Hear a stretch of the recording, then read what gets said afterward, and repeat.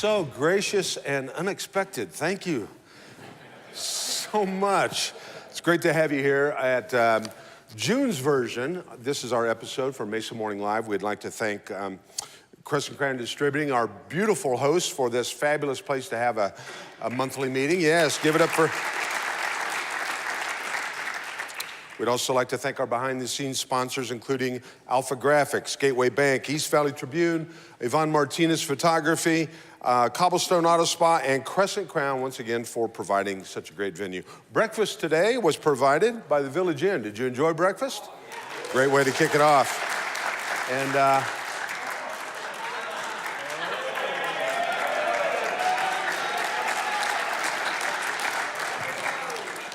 wow, what was the timing on that? Oh, just the right amount of Baileys. Thank you. Nothing like getting hammered at Mesa Morning Live. No, I'm just kidding. It's just coffee, as far as you know. We would also like to thank Mesa Community College for the kind donations of attendee bags. So on your way out, make sure you pick up a little goodie bag. This is a great way for you to kind of let your business get out there to other people that take home a gateway. I told you I was liquored up. That want a little takeaway bag. So if you'd like to have your item in next month's bag, make sure you stop and talk to anybody at the desk. Now would be a great time to remind you, everybody, take your phones. I'm sure everybody's got some kind of communication device. Silence it now. That's as a courtesy to those around you and those on stage. If your phone does go off during the show, we'll consider that a $20 donation to the United Food Bank. So if you leave your phone on, people that are hungry and thirsty, thank you, but the people around you are like, hey, dude, turn your phone off. So that's how we get this going. Now, let's bring out our first guest. This is our mystery guest, and our mystery guest today is from the United Food Bank, President and CEO of the United Food Bank, from Dave Richens, and from the Mesa Fire and Medical Department, Mr. Chief Forrest Smith. Come on up, Dave and Forrest.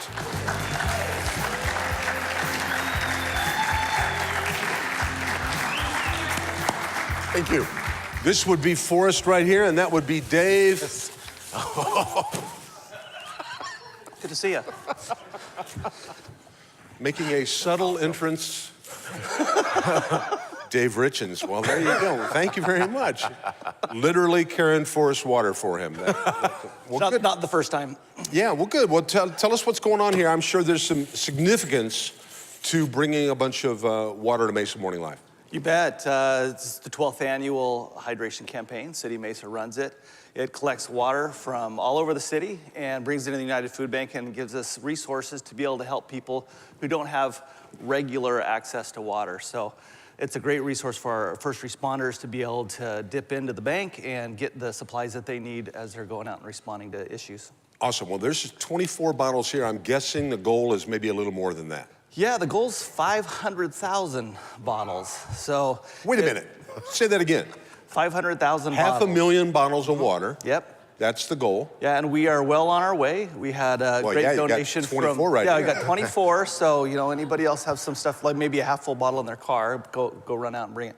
No, we had to just kick us off. Walmart donated a truckload of water, about 24 pallets. And then Big Al Higgs of Higgs Superstition Springs, Chrysler Dodge Jeep Ram. You know, I should know the Ram part. I bought a Ram truck from him. And I love it. It's a great truck. But he matched Walmart's donation. So we got 2 truckloads of water. Great way to kick it off. Well, I don't want to make light of Al's donation, but that's just pretty much 1 week's consumption of Big Al. He drinks that. He's a thirsty guy. He drinks a truckload every week. I don't know if you know that about him. But, well, that's awesome. And tell us, everybody's welcome to donate, obviously. And where does the water go? The water goes to folks that are having issues out in the community. Forrest can talk a little bit about what he encounters when he's out on the field. But a business, for example, could buy a pallet of water from Costco or Walmart. It's about $150. We'll go pick it up from them for a pallet, $150 for a pallet of water. we'd be happy to go pick it up. So as chamber members engage this campaign, $150 buys that pallet. United Food Bank be happy to go get it and bring it and get it into the system. That's awesome. And Forrest, talk a little bit about in the fire department, I'm sure you see dehydration issues all the time. Tell us a little bit about that. Yeah, absolutely. A lot of the calls we go on tend to be what we would call altered level of consciousness. And so we have a great number of calls that we run for service. So we'll go out into the field and we'll run into patients who essentially are suffering from maybe cardiac issues, diabetes issues, some of these type of things. And what you'll find is that when you go back to the root cause, a lot of times, especially when it comes to our unsheltered and homeless communities, populations, it's exacerbated or made worse by the fact that they are dehydrated and don't have access to regular water. And I tell you, that is one of the things that we see when we go out, where you'll see people walking on the streets who don't have access to water. They're pretty much walking out in the sun unsheltered without water. And so most of us tend to carry bottles of water around and we're constantly hydrating. But we find that there's a great number of issues out there with people who are suffering from that. And I got to tell you, one of the things that we look at as well is when you look at the effects of not drinking water, and we experience this day to day. Arizonans are inherently thirsty, we're inherently dehydrated. But now picture the fact that we have access to drinking water when we're thirsty, that first stage of dehydration. Well, if we look up on the graphic up there, you can start to see on the bottom part what happens as we lose more water. And here, I'm gonna throw this guy in a bunch. How much do you weigh? Well, I'm just down 10 pounds. I've been doing a little diet at about 245. So we're watching out for Dave right there. He's got access to a lot of non-perishable goods right there. But if you notice the three bottles over here, typically I'd have them full of water, but Bob didn't help me fill these up now.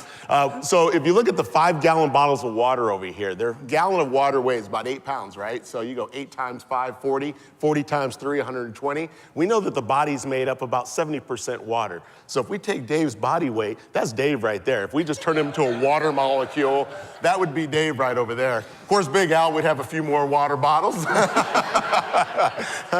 But we've got Dave right there. He's just sitting over to the left. So imagine taking 1% of water out of there. So if you have your phones with your calculators, you can start to do the math to see how much water it takes. And what's interesting about that, and we all know this too, is how dependent our brains and our organs and all are on water and staying hydrated. So it's such a delicate system that we have. Now, we also put this graphic up that says how much you should drink as well. And so if you consider the fact that if you drink half your body weight in ounces, which is a good rule of thumb, but now we're looking at the fact that you're constantly active. Now you have to increase your intake, especially if you find yourself doing other activities. So Dave basically would have to keep filling that back up to replace his regular day-to-day hanging out at the office and then tweeting. Tweeting. And doing his regular stuff like that. And then as he starts to be more active and he's out in the warehouse working, then he's gonna have to replace that with additional water. So essentially, imagine taking this graphic of some of those things that happen, and we talk about behavioral health and mental disorders and the such. Now just add that to the complex right there. You start seeing a decrease in level of consciousness and stuff as you start to see dehydration issues. Wow. It's amazing. Now, they always say too, if you wait until you're thirsty, you've waited too long. You should be partaking all the time. That's right. And again, we all have access, but then imagine that person you see out there on the street where we see that person pushing a grocery cart, or they have a cat on a leash, or these things we go, well, that's odd behavior. Well, not only are they dealing with some of these behavioral health issues, but you add dehydration to the mix. And if I could say one other quick thing. I don't know, it depends on what you're gonna say. Okay. Well, let's look at our kids who are in vulnerable populations who don't have access to water. Now we're sending kids to school who are typically drinking possibly sugary drinks, and they don't have access to water. So imagine the fact that you have to concentrate in class during the day, and if you're dehydrated, what are some of the issues there? Are we misdiagnosing some of our kids? What are they up against now if they don't have access to water? So it's such a simple solution, we think, but it's the fact that you have these vulnerable populations and people in our community who don't have access to water that the food bank's making available, and through this community effort that we're essentially helping save lives and helping folks who really can use access to water. Well, I know the human body consists of so much water, and right next door, beer consists of so much water. I think it just makes sense to consume a lot of beer. I think it goes back to that thing you were describing, an altered state of consciousness. Yeah, what was kind the of lays term into you that. used? Yeah, there's sort of that balance where we start seeing diuretics take away, and then you start taking away. It's a whole thing. We could work on that sometime this weekend. We'll do the math on We're that. gonna have to rename some stuff Cordes level of consciousness, So. Oh, sorry, you make the jokes here. I apologize. I won't collect the food, you don't do the jokes. That's how this works.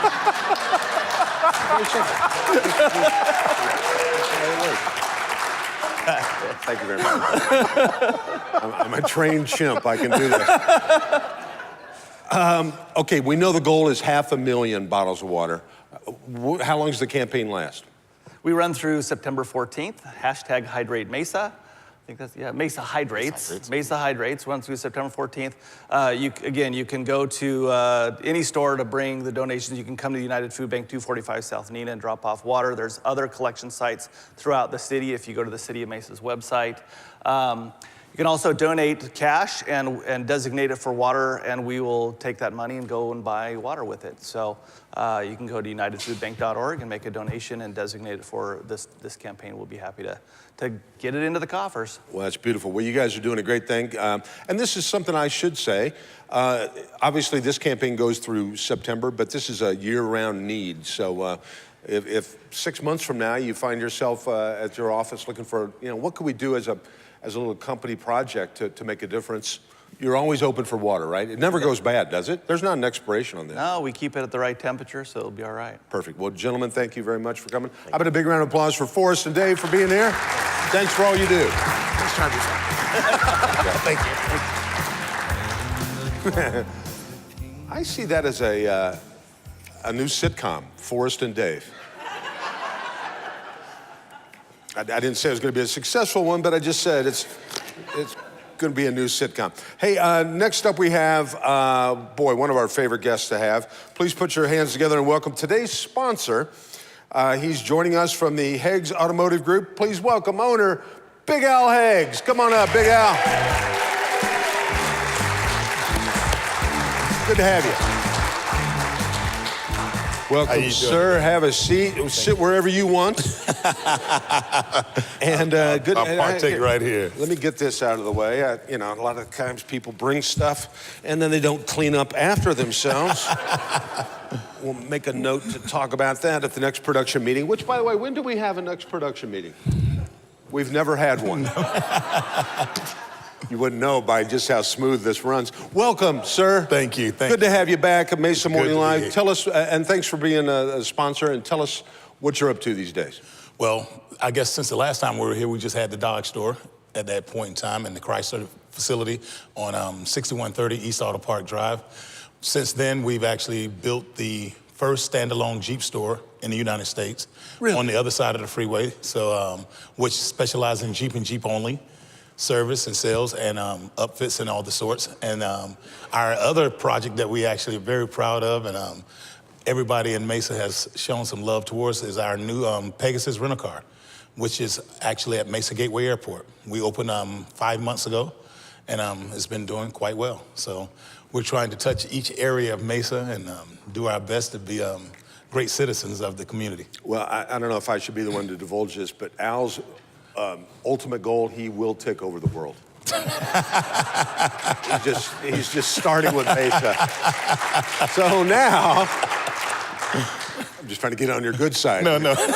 When you're running everything. So now when you're on both sides of the freeway now. Yes. So no matter which direction you're going, you get off the road and boom. You can't miss us. Yeah. You can't miss us. We have signage on the side of the freeways and we're tagged on both sides of the freeway as well. So that's yeah. great. Well, I know you're a modest man, but talk a little bit about, this is just one example of giving back with donating a truckload of water.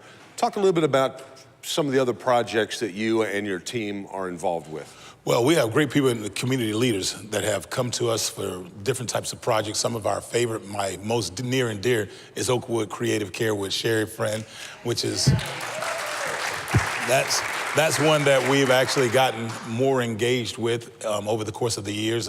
Obviously, my grandmother going through that process, and it became closer to me, and Kevin facilitating some of the things so we could get engaged in her gala. And as well as with Dave and those guys at the food bank, which is also something very close to us, feeding the community. And with Kevin Thompson, our councilman, who has come and done a lot of things and assisting us to be able to expand as we have in the community. So it's a lot of things that give us the chance to give back because Mesa loves us, so we love Mesa. So there's no doubt in my mind that we need to do the things that we're doing. The only thing that I say, and Kevin and I always discuss it, that more people in the community, business community, should do more of the things that we're doing. So if everybody gives a little, man, it can go a long way. That means that the impact can be greater, but not so exhausting on one or two different entities. If everybody does their part, their small share, we can do a lot more. And we would love to do a lot more. We just, sometimes you exhaust those resources when we're trying to take over the world, as you say. Mm-hmm. Those things aren't cheap. But we're doing all we can, and we will continue to do so. Well, that's great. Well, you encourage those around you to follow your example and do that. So that's cool. Hey, there's a lot of talk about Tesla in the green car market. Talk a little bit about what's going on with Fiat Chrysler.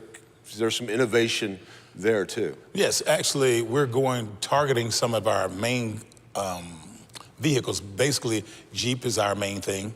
This is one of the top-selling vehicles in the nation for the last 4 years running, from 1 million units that were sold from 2015 up to now 2018. We've sold probably 4 million of those units in that short period of time. But trucks, obviously trucks in this community, as well as all over the United States, are always an entity. It's very difficult to make those a hybrid type vehicle because you need the power to continue to maximize its usage. But we have hybrid vehicles as well, the Pacificas, our new van. We have hybrid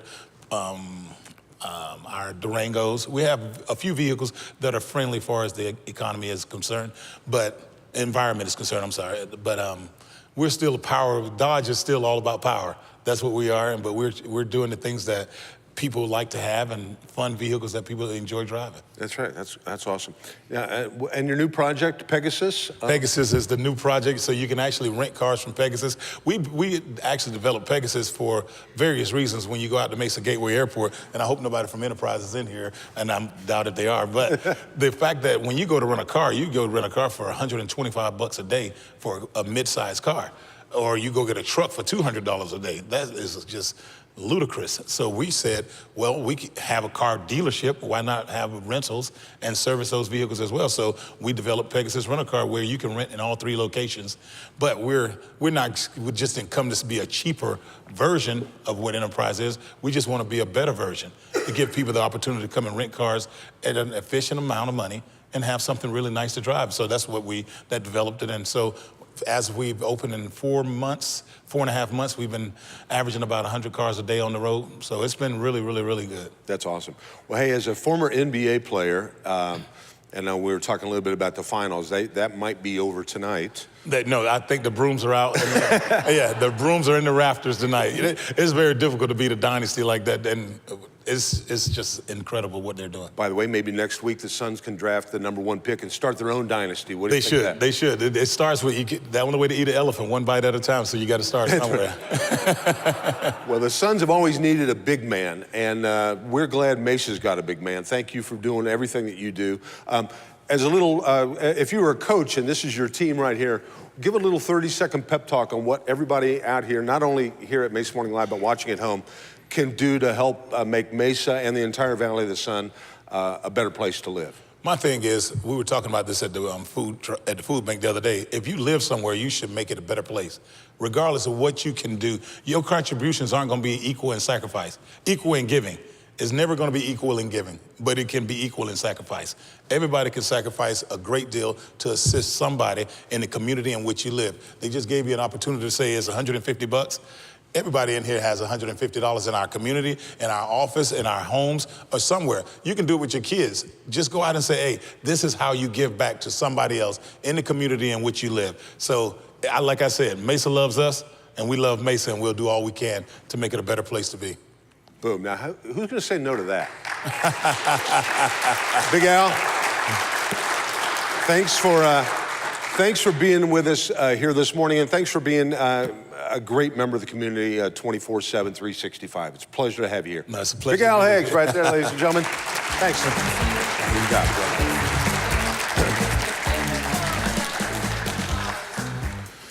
Very cool. Well, our next segment is sponsored by Gateway Bank. They've been working successfully for more than 10 years to earn the opportunity to work with you here in the Valley with your business. Please welcome to the stage, representing the Midwest Food Bank, Director Eric Sheldall. Eric, come on up.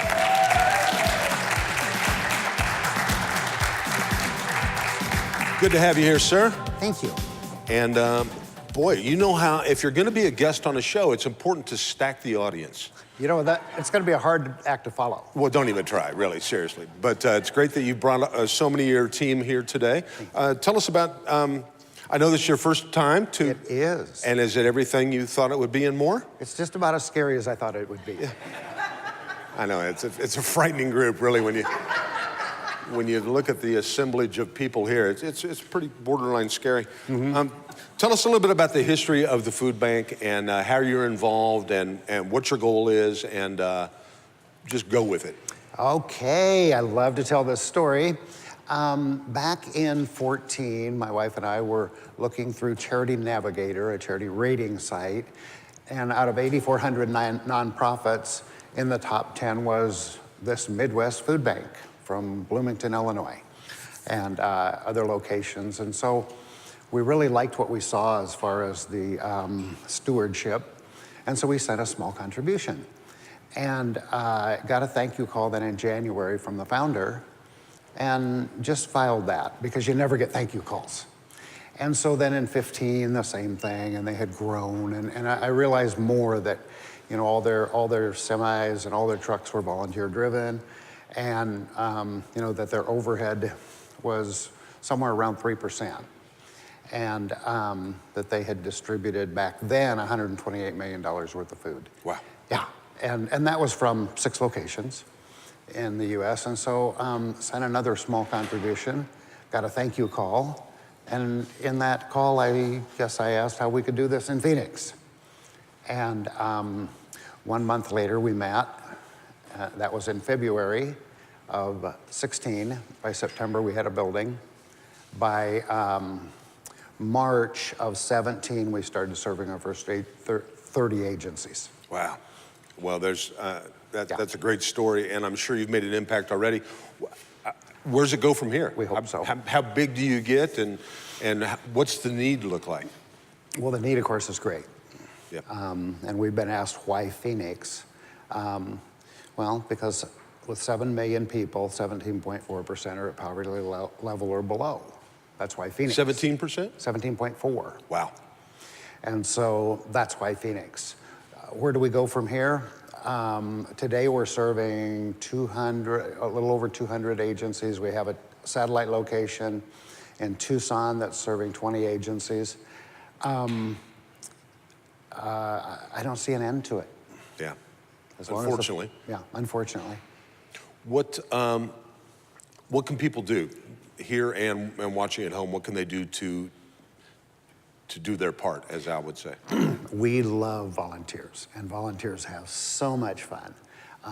We have volunteer sessions every day, but our big one is on Saturdays from 9 till noon. Our wonderful volunteer kitchen gals prepare breakfast and prepare lunch. And so it's 9 to noon volunteering, lots of fun, get lots done. So look us up. As far as every 501c3 nonprofit needs funds. And so, you know, we're located in Gilbert. We have a website. It's arizona.midwestfoodbank.org. And we literally, because it is for the most part volunteer driven, and it is, the manufacturers give us food, and then we turn around and give the food to the pantries, agencies, churches, at no cost. We can make we can turn a $100 donation into $2,500 worth of food. Wow, that's awesome. Well, I'm looking here at the graphic. 99 cents out of every dollar donated feeds hungry people. So your overhead cost is incredibly efficient. It's very low. We don't have a huge amount of staff, and the staff we do have, God bless them, I call them volunteers, because quite honestly, with their skills and with their mindset, they could be in private industry doing much better. This is a ministry for them. That's great. Well, so how do you get a bunch of them to show up at Friday morning in Mesa? What kind of coercion tactics did you have to do for them? Well, it is pretty amazing. I'm very proud. And quite honestly, you know, we had 2 more coming, but we got a couple of loads in yesterday late during the day, and then there was going to be a load coming in during the night, and that had to be unloaded, and so 2 of them chickened out on us. Oh, well, that's But yeah, and it just warms my heart to look at Midwest Food Bank and go, you know, 15 months ago, none of us knew each other. That's great. You know, and we all are. Where's the physical building of Midwest Food Bank? It is at 725 East Baseline Road in Brand X. It's in Gilbert. Okay. But we are just across the street from Mesa. I like that. That's close enough, man. You're doing the great thing. You're Okay, doing brother. Now, your history is you were a pilot. Is that correct? Well, you know, I developed real estate all my life. I was a pilot, yeah, and I've flown, you know, airplanes and jets and helicopters. I haven't always been a good steward of God's funds. I haven't flown for about 4 years. And you know, we came to Phoenix, and we intended only to stay here for 6 months, and that was 9 years ago. Yeah, that'll hook you. That's Yep. that's how we all got here, buddy. Especially when you come in the wintertime, you go, this is awesome. It can't be that hot, really. We think it's paradise. Yeah, it is. You know what? We're from Iowa, so Yeah, well, this it can get a little cold there. This is like Disneyland. then. Exactly. Even in the summer. Yeah. I used to live in Iowa, so I can say that. Oh, my goodness. I was asked to leave. Unfortunately, we're going to ask you to leave, not because we want to, but you got a lot of work you got to do. And We thank do, you so brother. much. And thanks for bringing a lot of your team with us today. I wish we didn't need Midwest Food Bank, but the truth of the matter is, like you said, we got a big valley here, and we got a lot of people that are in situations where they need your help. And God bless you and all your team for being there to help them out. So thank you very much. How about a big round of applause, please, my friend, Mr. Eric Sheldon. Thank you, sir. Good job. All right. Hey, well, now we're going to do a fun little thing. I hope it's going to be a fun little segment we do. Here he is joining me on stage. It's time for the Mesa Morning Live Top 10. Chuck's going to join us. Hey, there you go. Good to have you here, man. Welcome to June's episode of Mesa Morning Live. What's the topic? This is a top 10 list. And from the East Valley Tribune, they have kind of taken this over as their little project. What have you created for us today? Well, so in honor of last month's guests and who we tried to have this week, Governor Ducey and Mayor Giles last week, Senator Worsley obviously wasn't able to make it today. So what we've come up with are the top 10 craziest Arizona state laws that presumably are still in effect. And I can't even imagine how hard it was to narrow it down to 10.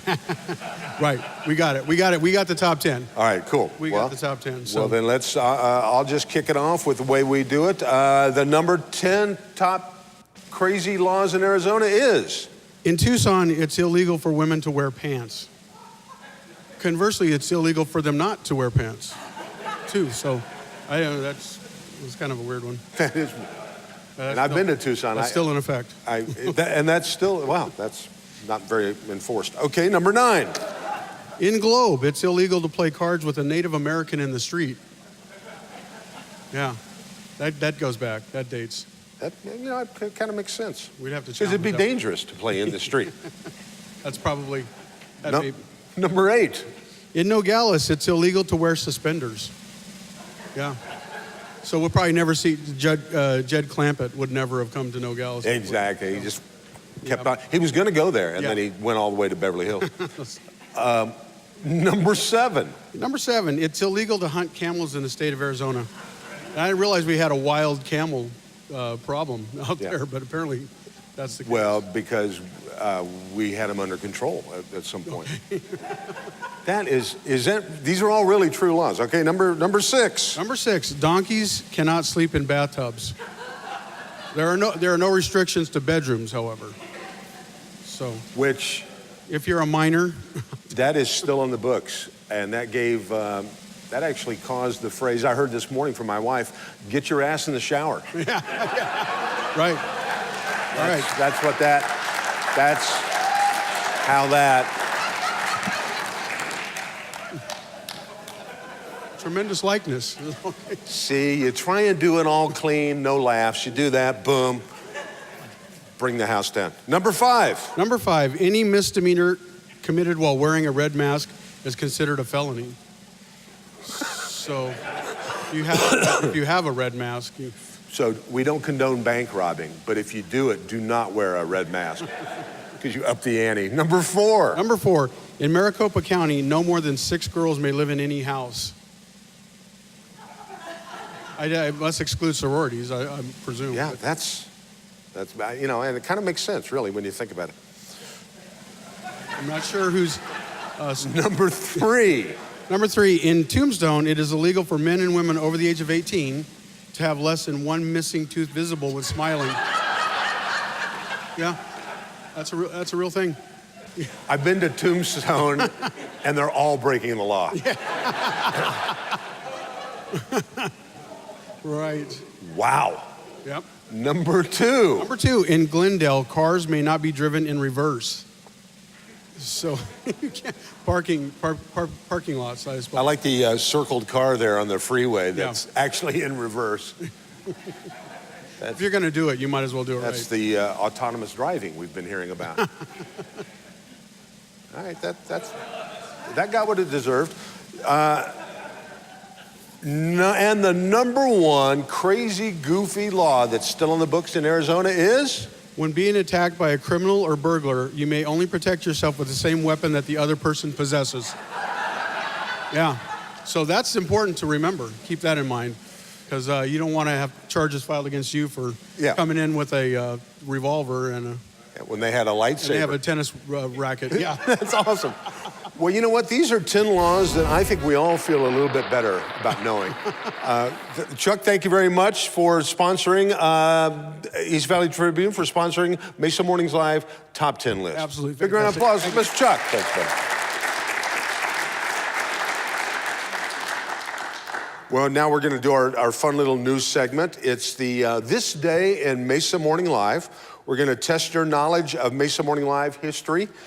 Please join me in welcoming to the stage this segment sponsor, Mr. Mike Picard from Ocean Air. Mike, come on up.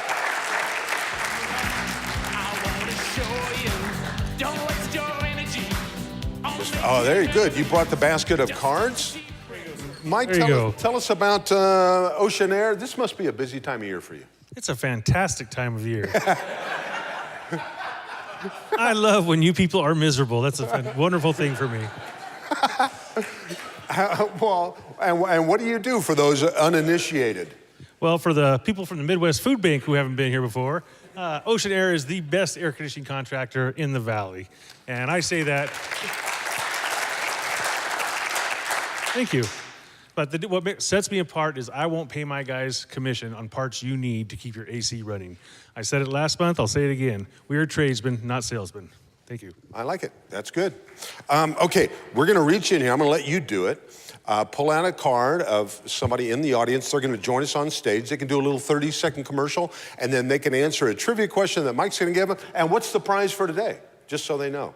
$50 gift card. Ooh. $50 Visa gift card. Could they apply that towards any work that Ocean Air would do for them? Sure. All right. Absolutely. Just, go ahead. Look who I drew. He drew his own card. All right. Thank you for playing. You just talked about how ethical your company is. That's the company. Then you, oh yeah. All right, try again. That is hilarious. What are the odds of that? From the United Food Bank, Raina Palmer. Hey, we'll put that in there. Come join us. Oh yeah, here we go. Come on. She doesn't get walk-up music? Yeah, come on up. We do have a time limit. Oh yeah, you get to stand up here.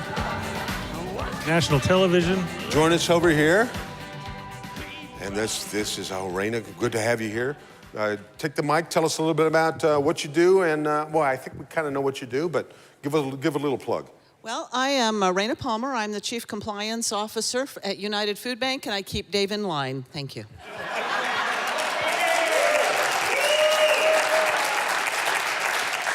So he's in trouble for earlier? Somebody's got to do it. What can I say? You and a cattle prod.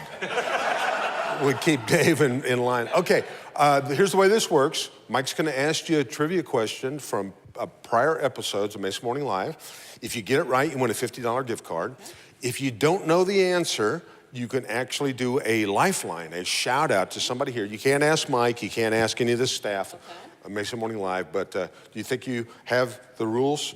It's pretty, you know, as a compliance officer, we're pretty lax. I don't have my phone, so I can't Google anything. You can't Google anything, that's right. Okay, Mike, hit her with the question. All right. In June of 2016 and June of 2017, each featured guest held the same job in law enforcement. What was that job? The same job. Okay, so More specific? I gave you the fact that it was law enforcement. they, now this is 1 year ago and 2 years ago. Our special guests were, who would it have been last year? Would it have been, were his initials PP? Correct. And then the initials the year before that would have been JA? So there's a politician in town that used to get a little bit of publicity. You can use a lifeline. Does anybody have a? Got a lifeline right there. Yes. Who? Oh, Joe. Okay. I agree.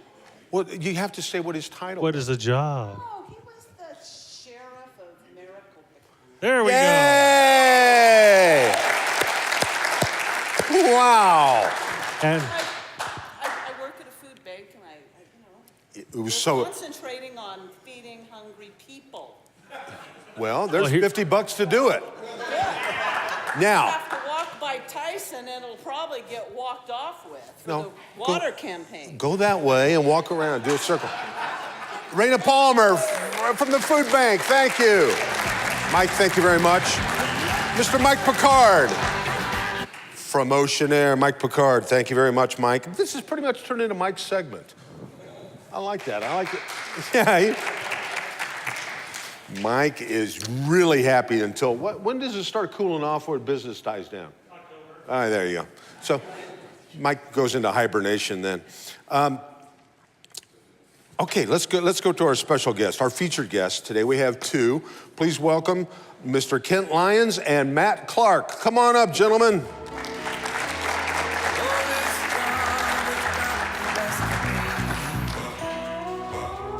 I will read their, well, I'll let you tell your title and what you do and kind of why you're here. Welcome, gentlemen. Good to have you here at Mesa Morning Live. Thank you. So, name's Matt Clark. I am a policy advisor for Governor Doug Ducey. In that portfolio, I handle transportation, local government issues, along with public pension, technology, and autonomous vehicles is one of the areas where I'm expected to advise the governor on different things that are happening in the state and those kind of issues. That's great. And you must be Kent Lyons. I am Kent Lyons, filling in for Senator Worsley, who wishes he could have been here. Bob and I and our partners are doing some really creative developments in the downtown area, really focused around how we integrate autonomous technologies and vehicles into what we do. That's great. And just so everybody knows, Bob Worsley wanted to be here, but he's not here because he's got a grandchild who just came, and he's up in Utah, visiting the new parents. Well, that's awesome. Well, our loss is definitely his gain. It's great to tell him congratulations from everybody at Mesa Morning Live. So, Matt, you advise the governor on public policy as it relates to autonomous vehicles? Yes, that's one of the things that I do. One of the bigger areas I advise him on is transportation. So mostly that's infrastructure and different things like that. But autonomous vehicles, because Arizona's become one of the several test beds for the new technology, or one of the leading test beds for the new technology, one of the things that I'm expected to do is kind of advise him on what's coming up, how the companies are interacting, what that means for the state and local relationships, different things like that. So, yeah. He probably knows this, but make sure he realizes that it's illegal to drive in reverse in Glendale. That's why he lives in Paradise Valley. That's okay. That's awesome. Well, give us a little background on autonomous vehicles. What can we expect to see? Every time I hear these timelines of, we're all going to be in self-driving cars, I always kind of go, but it's coming, isn't it? It's coming. Some will say sooner rather than later. Again, the market, it's I think it'll all kind of depend on when that technology pops. I do know that the testing is going very well. There are multiple companies that are here. It could come as early as 5 years. It could be 20 to 25 years. I think, again, the industry, once the technology is there, then the next step will be consumer acceptance. You know, is it going to be viable commercially? And then what exactly will autonomous look like? So you have several different types of autonomy. You have what people will call glorified cruise control, which is what Tesla's autopilot is, and GM, I think, is moving into that space soon. Or I recently heard that they're moving into that space. And then you have fully autonomous, which is what Waymo is now going to start testing in Chandler and Mason, some of the other areas where they've pulled the driver, and it will start to navigate some of the city streets based on the mapping technology and some of that stuff. So you have these different spheres where this technology will interact, and then it becomes how quickly will consumers decide whether or not they think that it's acceptable. And then once that happens, and there'll be that transition period as there is with all new technology. And so it could be, like I said, 5 years, 25 years, 50 years, 150 years, who knows? Wow, that's crazy. You know, I grew up watching the Jetsons, and so we don't have flying cars, but even the Jetsons didn't see autonomous cars. Nope. George still was driving the flying car. Yeah. Yeah, and he wasn't ever texting too, by the way. I'd like to make that note. And Matt, what would you? What are you and Bob working on?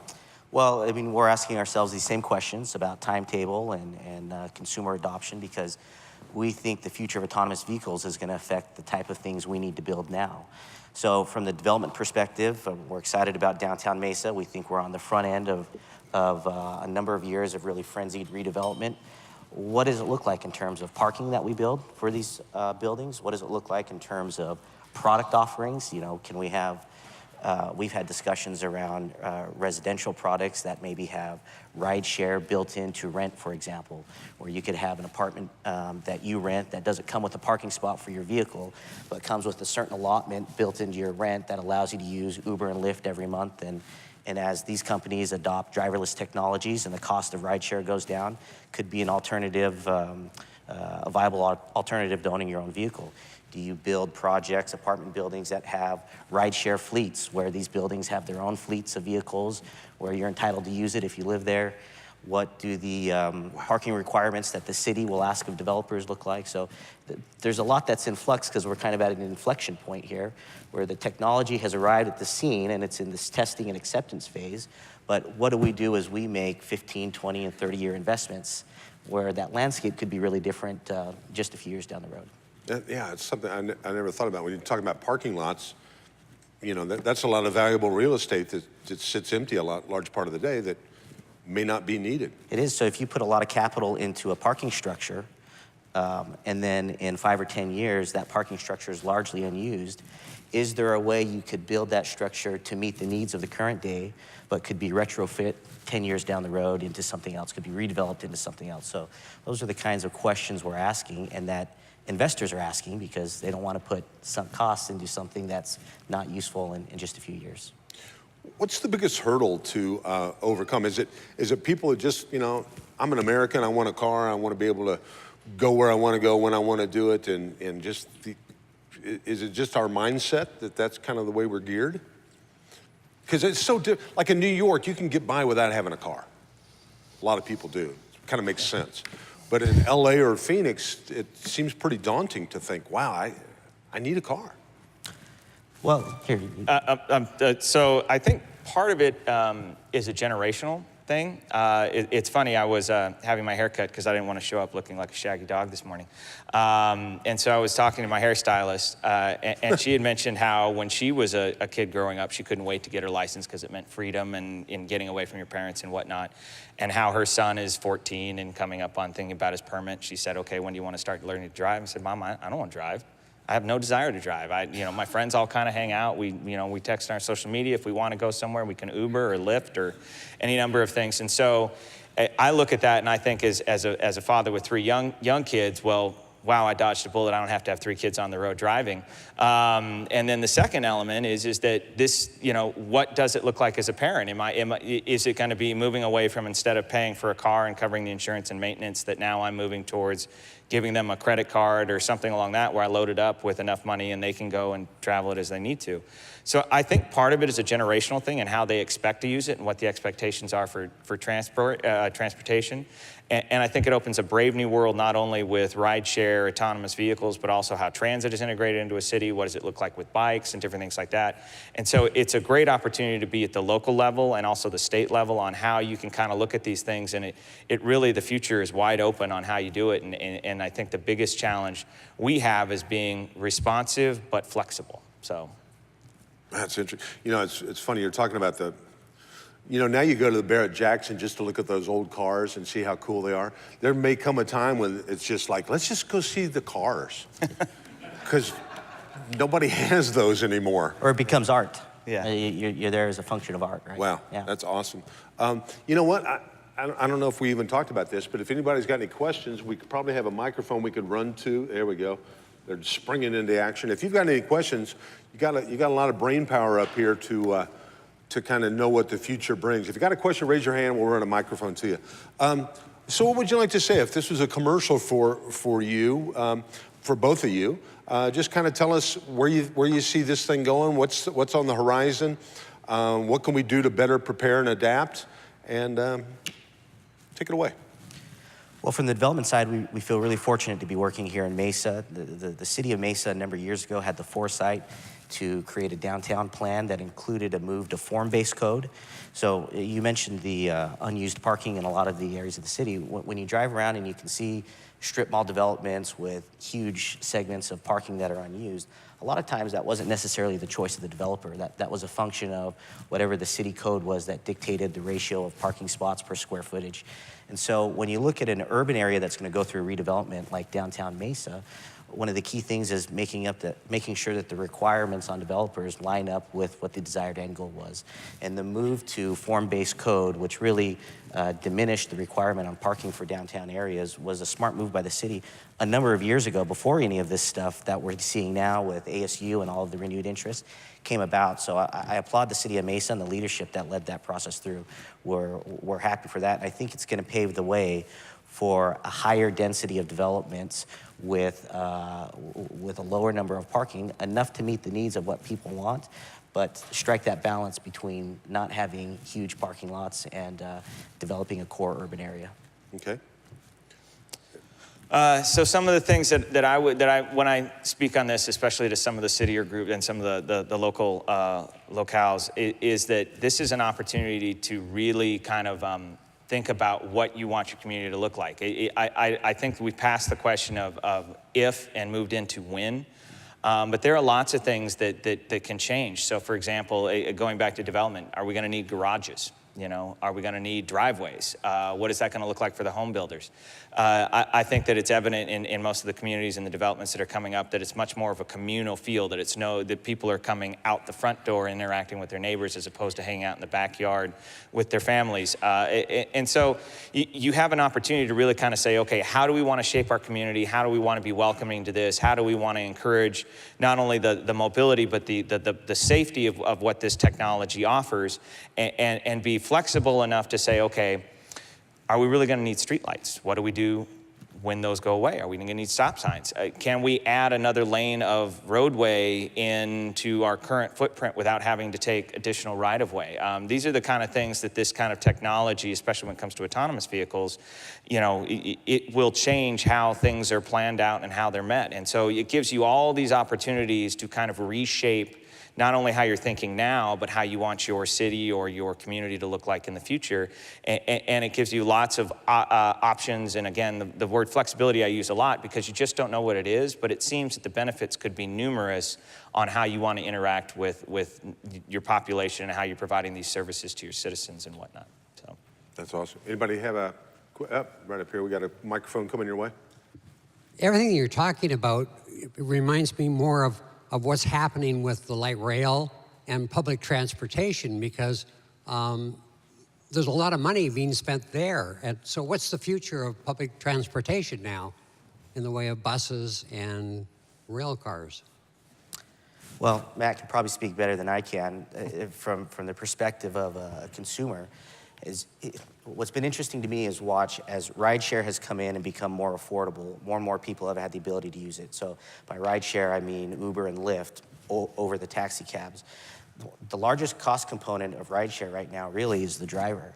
So what happens as you introduce autonomous technologies and you take that cost component out of the structure and it becomes even more affordable? At what point will you strike a balance where the general public can use rideshare as they want, as opposed to some, right now, public transportation is the affordable way, it probably always will, but rideshare will continue to come down, so will there be the justification for some of the really expensive infrastructure investments like light rail as cost of transportation in other forms, as these technologies bring that down? Am I in the wrong there? Well, so the two main reasons that the governor introduced this technology, or said offered is the wrong word, allowed the state to be one of the initial areas to test the technology was public safety. I don't know how many of you know, but the statistics are daunting. Highway deaths are on the rise. Arizona roadway deaths are on the rise, and that's just on state highways. We've seen them go up. I'm sure you read Phoenix. The report came out that the valley is one of the leading areas for pedestrian deaths as more people are getting outside riding their bikes. And if you just think about it, we put a bike lane on a roadway where somebody's going on average 15 miles more than the posted speed limit, and we've decided we're going to put a bike right next to where that car's traveling. So the public safety element of allowing this autonomous vehicle to take over, it removes the human element, which is responsible for about 94% of highway accidents. And so if you can take that out, the injuries and lives that could save is a significant benefit to public safety. The second element is mobility, and this goes into your question on public transit. One of the governor's initiatives is how to deal with recidivism. So people that have gone to prison and tried to make their lives better, but are now moving out and transitioning into a life after jail. And we were finding that many of the problems of staying out of trouble was you'd get a job, but you couldn't get transportation to a job. There just isn't a bus that will pick up in Southeast Phoenix and drive you to a job as an electrician in Anthem as they're putting up a new home. So what was one of the ways that they could solve that? And the governor went out and worked, and he's developed partnerships with some rideshare companies to say, okay, we now have a population that needs to be served, and here's how we're going to do it. So that we look at this as an opportunity to expand the role of public transit and the ability of citizens to access transportation needs that will get them from point A to point B.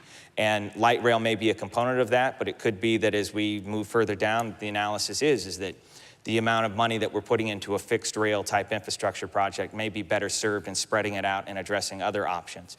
But right now, again, the first is public safety. How do we make sure that our citizens are safer? How are the ways that we can reduce highway accidents and fatalities? And then the second one is how do we best serve the mobility of those that are really in need of these kind of options? If anybody, unfortunately, we don't have any more time today. If anybody's got any questions for you in the future, is there websites? Is there what's the best way to get some information? Well, you can always email me, mclark@az.gov. I'm happy to answer any questions you have. You know, if you really have questions about technology, you have some that are operating in your backyard. There's Waymo, there's GM, there's Intel. You look onto their websites, call their folks. They're happy to kind of walk you through. They're always looking to do community engagement, different things like that. As a representative of the governor's office, we always say we're agnostic. We love everybody equally, or enthusiastically neutral. That's another term we get to use regularly. So we get to do that often. But those are the ones that I know are testing right back here that you can really kind of reach out and learn more about it, what they're doing, how they're doing it, different things like that. So. Okay. And on my end, just track down Senator Worsley. Send all questions and complaints to him. That's awesome. That's an efficient government worker right there. I got to be honest with you. To me, I mean, I know it's coming. It's just an obvious thing. It's just a matter of I have to get. The only hurdle I see is I got a friend of mine that's just a great guy, and his plan is to take over the world. And he's in the car industry, and I just don't see how that's going to be overcome. How am I doing, Al? All right, good. No, gentlemen, thank you very much, Kent and Matt, for being here today. Thanks for answering a lot of questions and kind of opening up our eyes a little bit about what's coming. And we can kind of be, I know the Valley's on the cutting edge, so now we're all a little bit better informed as consumers and business people. So we appreciate your time. How about a big round of applause for these gentlemen, Kent Lyons and Matt Clark. Thanks, guys. Thank you. Well, we're going to wrap it up. We know you've got a busy day planned ahead of you, and we're going to turn you loose to the streets of Mesa and the Valley. We'd like to thank once again our sponsors, Al Heggs from Heggs Automotive Group, Community Spotlight, Rick Sheldall with Midwest Food, mystery guest, Forrest Smith and Dave Richens. Thanks for being here. And our special guest, Matt and Kent, for entertaining us and informing us on what the future brings. Thanks again to Village Inn. We appreciate your breakfast. And all the tabletops in the back, make sure you stop and see them on the way out. If you'd like to be part of the mystery bag, you can check with the staff on your way out. And once again, thank you so much to Crescent Crown for providing this beautiful place to have our Mesa Morning Lives. Folks, have a great day. Have a great weekend. Be safe out there, and we'll see you next month at July's episode of Mesa Morning Live.